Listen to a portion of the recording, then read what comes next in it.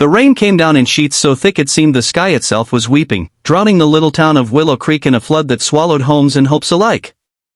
Abigail Harper stood on the sagging porch of the boarding house, her thin shawl soaked through, clutching a single letter that had brought her to this forsaken place. It was from a man named Thomas, promising a new life as his mail-order bride, but Thomas was nowhere to be found, and the rising waters were creeping closer to her feet.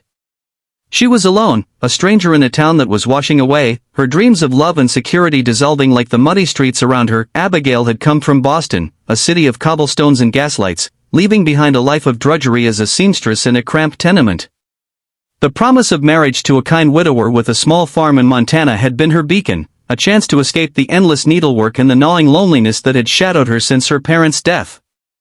She'd spent every penny on the train ticket, her heart buoyed by Thomas's letters, simple, earnest words that spoke of a quiet life, a warm hearth, children who needed a mother. But when she arrived in Willow Creek, no one met her at the station. The boarding house matron, a sour woman named Mrs. Gentry, handed her a crumpled note. Thomas had died of fever 2 weeks prior, and no one had thought to tell her. The town was already on edge when Abigail arrived. The Clark Fork River, swollen from weeks of spring rain, had breached its banks the night before.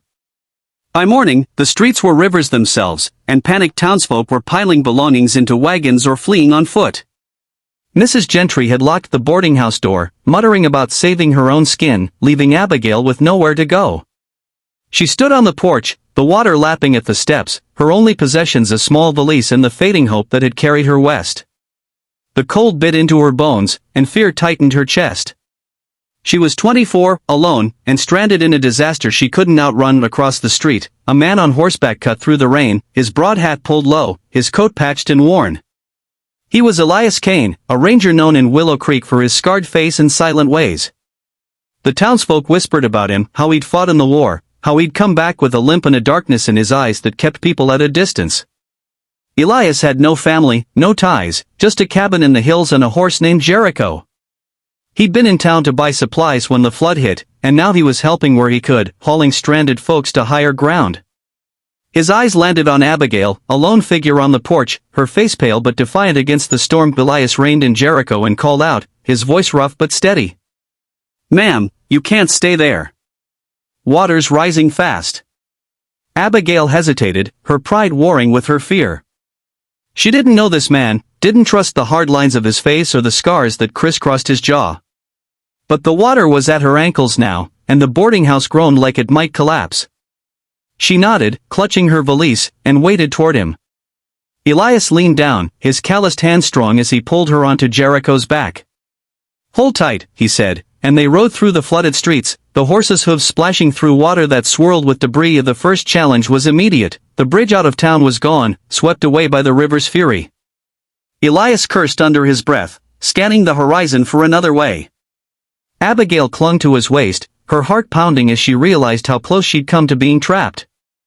Elias knew a higher trail through the hills, but it was narrow, treacherous, and half-submerged. He didn't ask her opinion, he just turned Jericho toward the path, his jaw set. The trail was a nightmare of mud and fallen branches, and twice Jericho stumbled, nearly throwing them both. Abigail's arms ached from holding on, her dress heavy with water, but she didn't complain. She sensed Elias's focus, the way he murmured to Jericho, steadying the horse with a calm she envied. As they climbed higher, the rain eased, but new challenges emerged. Abigail's story spilled out in halting words, her journey from Boston, Thomas's death, her fear of being stranded with nothing. Elias listened, his silence not cold but attentive, like he was weighing her words against his own guarded heart. He told her little of himself, only that he'd seen enough of loss to know it wasn't something you outran. Their first night was spent in a cave, the only shelter on the trail. Elias built a small fire, and they shared his meager supplies, hardtack and dried apples. Abigail shivered, her clothes still damp, and Elias draped his coat over her shoulders without a word. It smelled of leather and pine, and she felt a flicker of safety for the first time in days. The next challenge came at dawn. A group of stranded travelers, desperate and half-starved, blocked the trail, demanding Elias's horse and supplies. Their leader, a wiry man with a wild look, brandished a knife.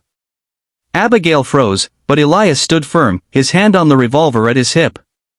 "We're all trying to survive," he said, his voice low but unyielding. "Let us pass, and we'll share what we can." His calm diffused the tension, and Abigail handed over half their food, her hands trembling. The group took it and moved on, but the encounter left Abigail shaken. She saw the weight Elias carried, not just the scars on his face, but the ones inside, from a life of standing between danger and those who couldn't fight it. Days passed, and the journey grew harder.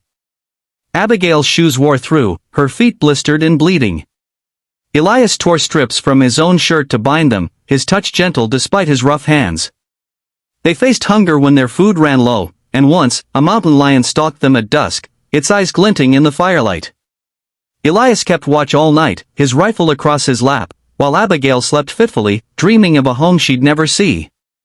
Through it all, they talked about her hopes for a family, his years of wandering, the war that had taken his brother and left him with nightmares. She saw past his scars to a man who carried others' burdens, and he saw in her a courage she didn't know she had. The final challenge came when they reached the outskirts of Missoula, the nearest safe town. The river had flooded parts of the road, and a makeshift ferry was the only way across.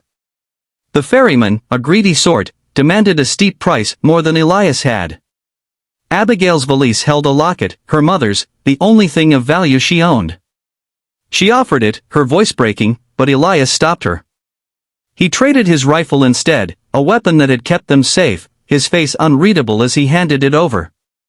On the ferry, Abigail touched his arm. "Why?" she asked. He looked away, the scars on his face stark in the sunlight. "You've lost enough," he said simply. In Missoula, Abigail faced a choice. She could start over, find work, maybe another husband through the mail order agencies.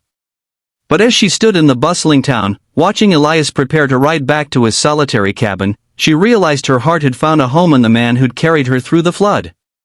She called his name, and he turned, surprise softening his guarded eyes. "I don't want to go on alone," she said, her voice steady now.